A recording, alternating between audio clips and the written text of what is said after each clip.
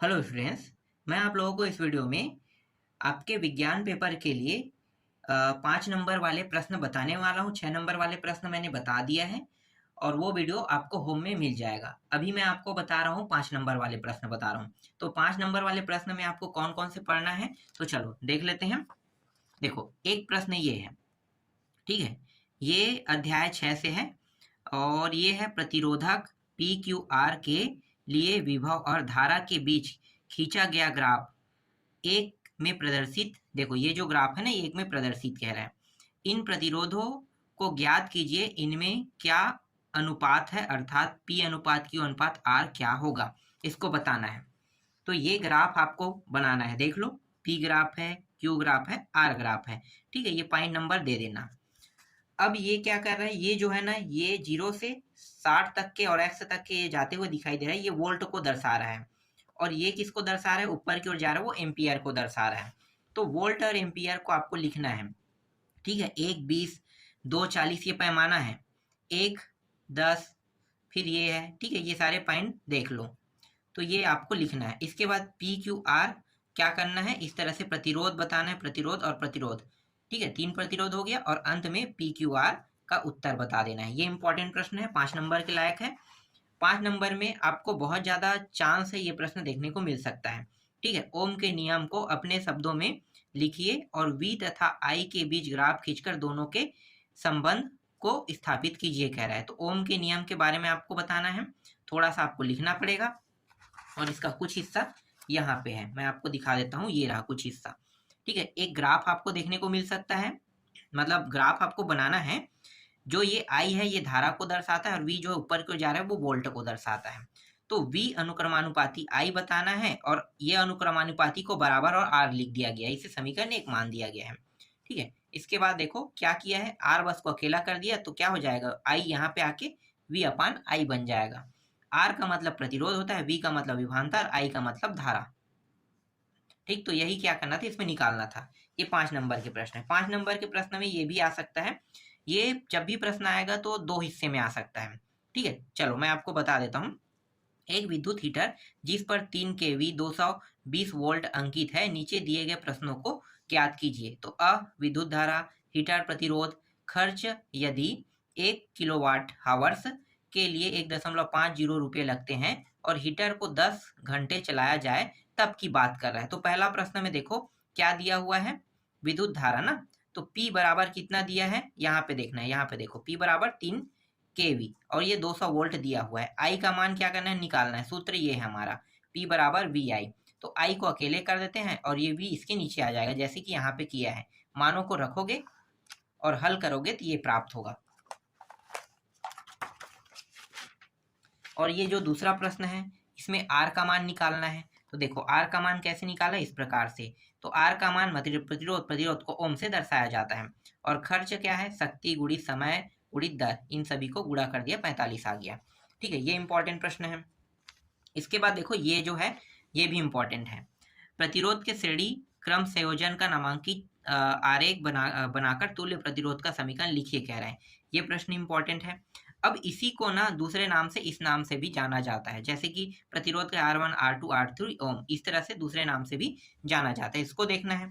देखो थोड़ा सा आपको क्या करना पड़ेगा, लिखना पड़ेगा। तो ये तो स्टोरी है, समझो क्या क्या होता है इसमें, कितने वोल्ट होते हैं, क्या होते हैं, बताना पड़ेगा।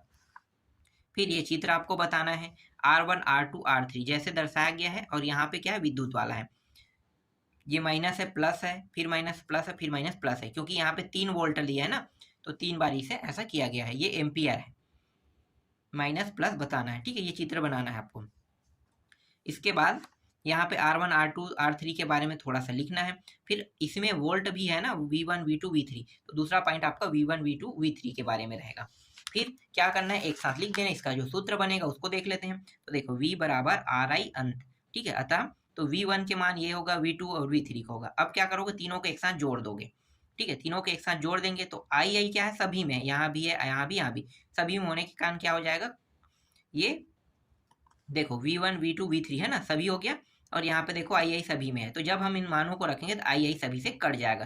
तो R बराबर R1 R2 R3, यही क्या दर्शा रहा है, यही दर्शा रहा है कि ये श्रेणी क्रम में है। आसान था प्रश्न। ये थोड़ा सा अलग तरीके का प्रश्न है। ये आ जाए तो अच्छी बात है, पर इसके आने के चांसेस बहुत कम है।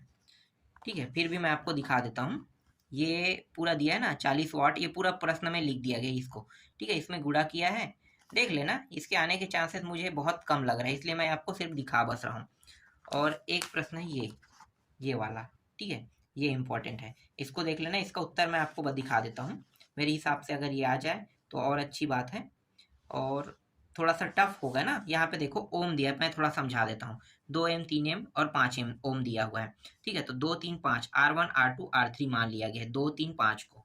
फिर इनको क्या किया है कि R1 R2 को जोड़ दिया है तो 5 हो गया। ठीक है, और पहले से यहाँ पे देखो 1/R1 R डेस और ये R3, तो ये 5 वाला मान है तो 2 बार 5 हो जाए। देखो 1 + 5 1 + 5 2/5, तो R का मान क्या होगा 5/2 2.5 यहाँ पे प्राप्त होगा। तो ये इतना ओम प्राप्त हुआ।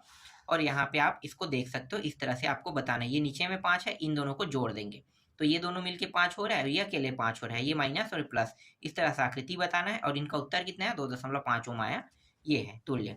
ये प्रश्न आता है तो ऐसे आपको हल करना है। प्रश्न 5 नंबर में आएगा, कठिन नहीं आएगा, सरल ही आएगा।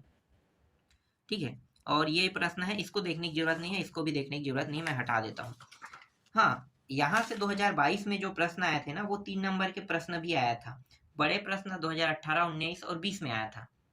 पर पैटर्न क्या हो गया 21 और 22 में चेंज हुआ कोरोना की वजह से, इसलिए ना थोड़ा सा दिक्कत कर रहा है। तो हम ऐसे प्रश्नों को भी देखेंगे जो 3 नंबर के लायक हो, और 3 नंबर के लायक होते हुए भी वो 6 नंबर में आ रहा है। मतलब 2 प्रश्न 3-3 नंबर के प्रश्नों को ऐड कर रहा है। तो ऐसे प्रश्न देख लेते हैं, जैसे कि ये है। देखो इसमें क्या करना है, 2, 3, 4, 5 ये ओम। तो क्या करोगे, ये सभी ओम की क्रम है, श्रेणी क्रम में, तो सभी को इस तरह से जोड़ के बनाना है। ठीक है, जोड़ के बताओगे। और कितने वोल्ट यहाँ पे काम कर रहे हैं, यहाँ पे 9 वोल्ट। ठीक है, 9 वोल्ट यहाँ पे काम कर रहे हैं, यहाँ पे देखो बताया भी है 9 वाट। 9 वाट यहाँ पे दे देना है सभी को। अब किस में जोड़ देना है, इस तरह से जोड़ देना है, R1 R2 R3 R4 I4, और सभी का मान लिखोगे 26 ओम आ जाएगा। आर का मान, आर का मान कहाँ पे रखना है, वोल्ट के मान में, V बराबर आई आर। तो आई का मान निकालना है, V का मान कितना है 9 है, और हाँ V का मान कितना है 9 है, और यहाँ पे जो R का मान कितना है 26, तो 9/26 कर दो, इतना आ जाएगा। देख लो, ठीक है, इतना आसान है प्रश्न, बहुत आसान प्रश्न है। इसी तरह से देखो, प्रत्यावर्ती व दिष्ट धारा में अंतर अगर पूछता है, और ये विद्युत उपकरण है, तो ये 3 नंबर के 2 प्रश्न इस तरह से भी आ सकते हैं। 3 नंबर का ये है, इसको बताना है, और 3 नंबर के प्रत्यावर्ती दिष्ट धारा में अंतर पूछेगा तब बताना है। ये प्रश्न भी उसी लायक है। ठीक है, पर ये नहीं आएगा, चलो हटा देते हैं, ऐसे प्रश्नों को हटा देते हैं। टंगस्टन है, इसको भी हटा देते हैं। और किसको हटा देते हैं, 3-3 नंबर के लायक प्रश्न में ये प्रश्न है श्रेणी क्रम वाला। ठीक है, एक प्रश्न बस इसको देख लेते हैं। ये प्रश्न है, ये भी छोटा प्रश्न है। ठीक है, इसका उत्तर देख लो। ठीक, इस अध्याय से इतने ही प्रश्न हैं। अब मैं आपको बताने जा रहा हूँ, हमारा अगला अध्याय है, 1 मिनट, थोड़ा थोड़ा समझा रहा हूँ, क्योंकि जब प्रश्न आएगा एग्जाम में ना, तो आपको बनाना तो पड़ेगा, तो उसी हिसाब से हम आपको बता रहे हैं सारे प्रश्नों को। ठीक है, इस अध्याय से देखो, ये प्रश्न इंपॉर्टेंट है, देख सकते हो ये वाला।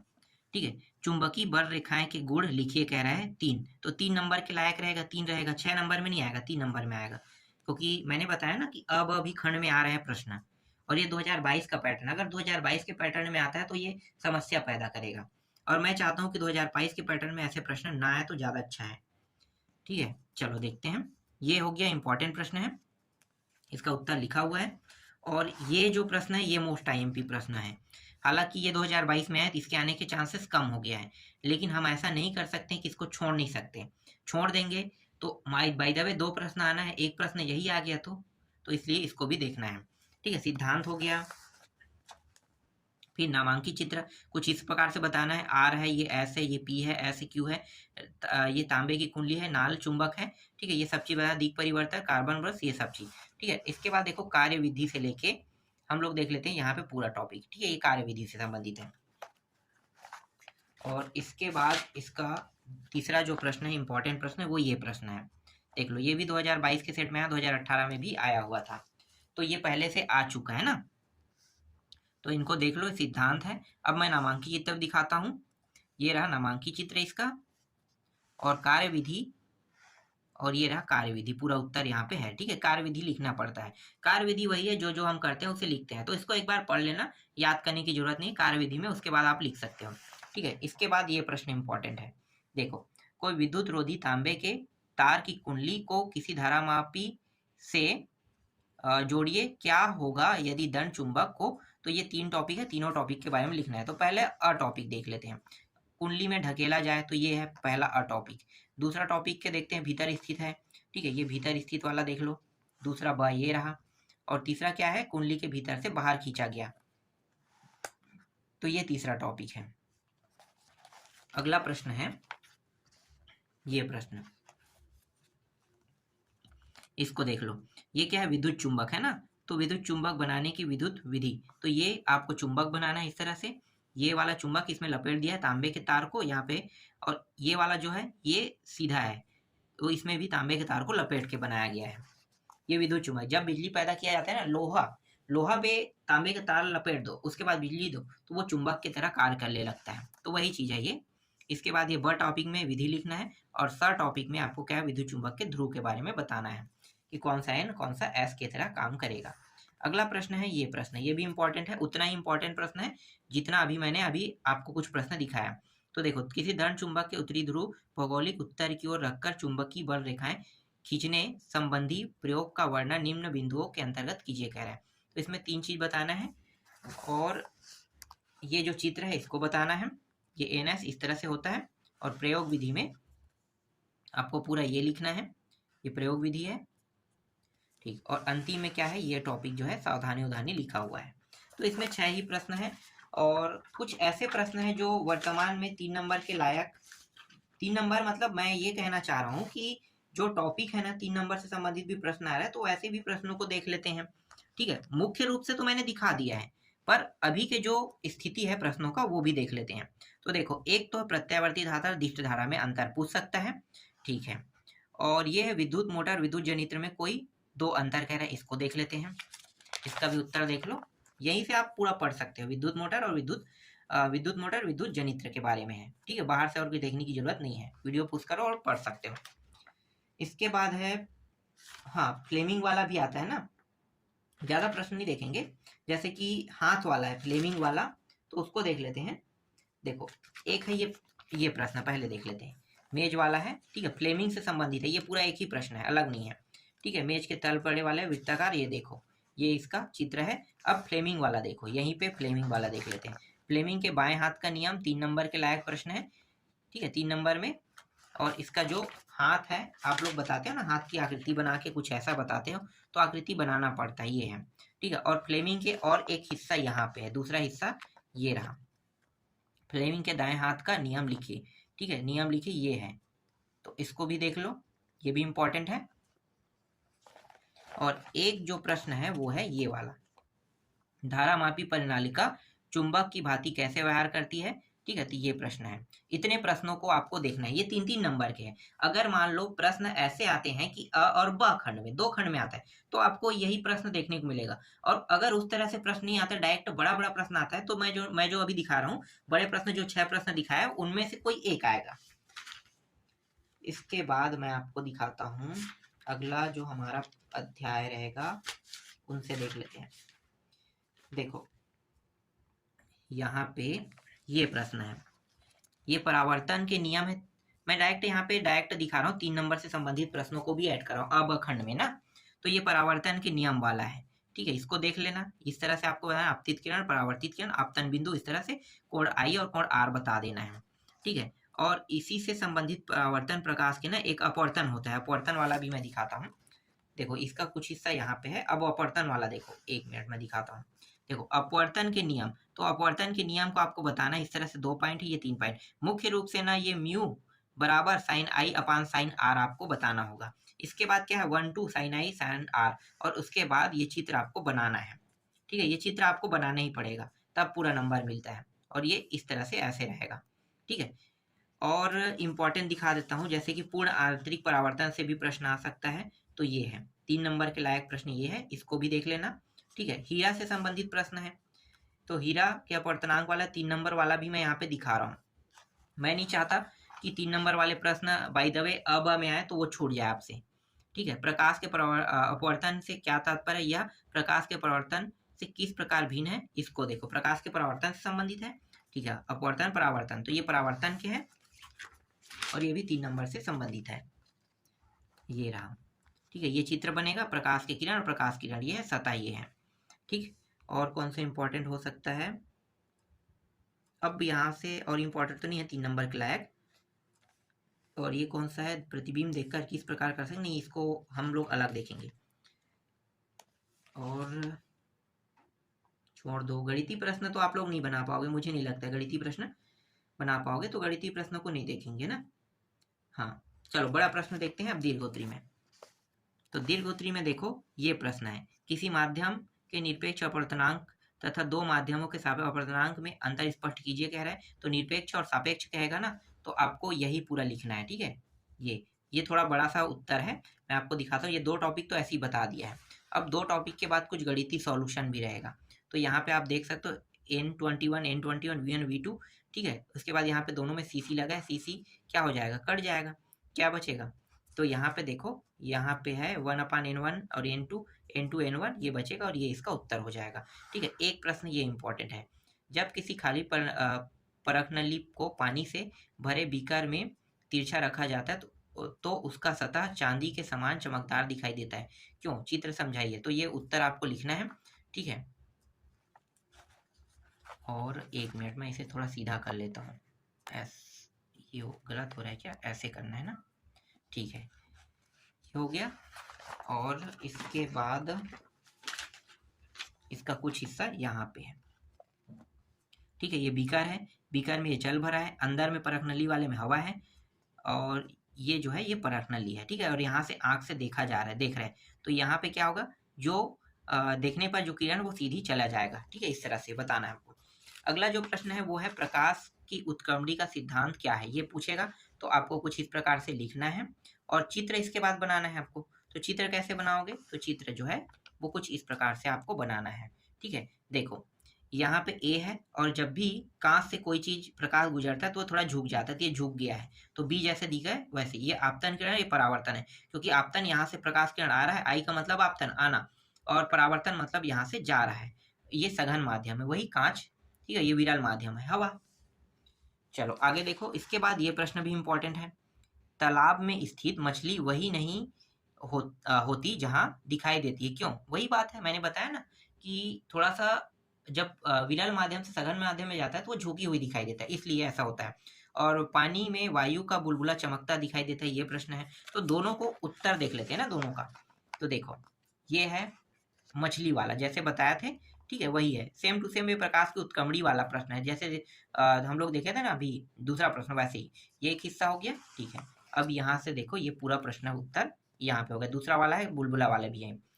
एक प्रश्न है, देखो, रेगिस्तान में मरीचिका एवं भ्रम क्यों पैदा होता है? तो ये आपको पूछा जाएगा, तो ये आपको लिखना है। ठीक है, पूरा ये इसका उत्तर है, और इसका और भी हिस्सा है। इसके हिस्से में यहाँ तक के देखो, ये है, ये भी इसका हिस्सा है, और ये भी इसका हिस्सा है। ये दोनों प्रश्नों के चित्र में आएगा, और इसका जो आधा हिस्सा है ये यहाँ पे है।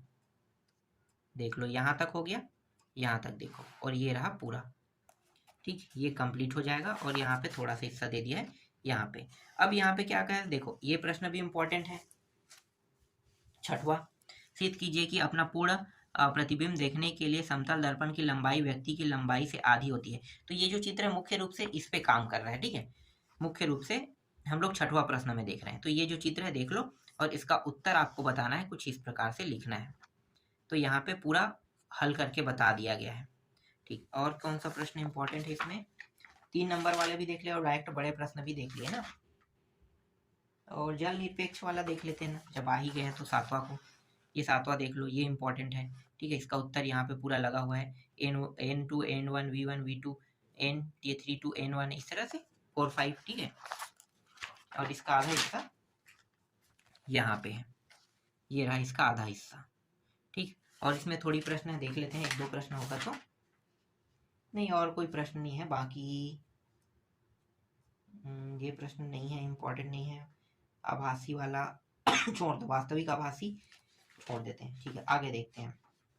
इसके बाद एक और अध्याय में दिखाता हूँ, वहां से प्रश्न इंपॉर्टेंट रहेगा। ये प्रश्न नहीं है, ये प्रश्न नहीं है, ये भी नहीं, इसको भी नहीं लेंगे। कौन सा ले? हाँ, यहाँ से देखो, ये प्रश्न इंपॉर्टेंट है। ठीक है, ये 3 नंबर वाला प्रश्न है। डायरेक्ट बड़ा प्रश्न हम नहीं कहेंगे। यहाँ पे क्या है, अवतल दर्प। देखो क्या पूछा है यहाँ पे समांतर आपतित किरणों के परावर्तन के आरेख बनाकर स्पष्ट कीजिए कि किस प्रकार दर्पण अभिसारी होता है तथा किस प्रकार का दर्पण अपसारी होता है। तो ये चित्र आपको बनाना है और ये वाला।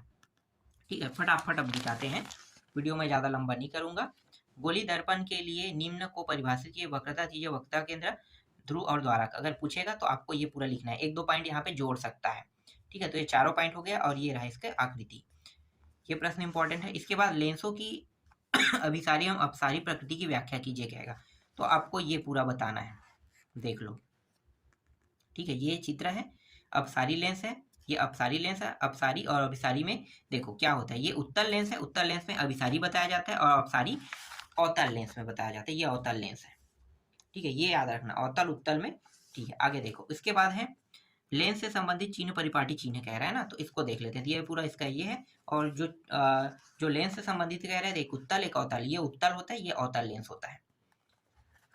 इसके बाद ये वाला प्रश्न देखो, 7वां प्रश्न, ये गणितीय प्रश्न है। एक ही बस मैं बताऊंगा गणितीय प्रश्न में, और भी गणितीय प्रश्न है। गणितीय प्रश्न इसमें सबसे ज्यादा है, और मैं चाहता हूं कि गणितीय प्रश्न इस एग्जाम में ना आए। आएगा तो आप ही लोगों को नुकसान होगा, क्योंकि गणितीय प्रश्न किसी से भी नहीं बनता है, मुझे पता है, ये टफ आता है गणितीय प्रश्न। तो ये रहा इसका पूरा सोल्यूशन।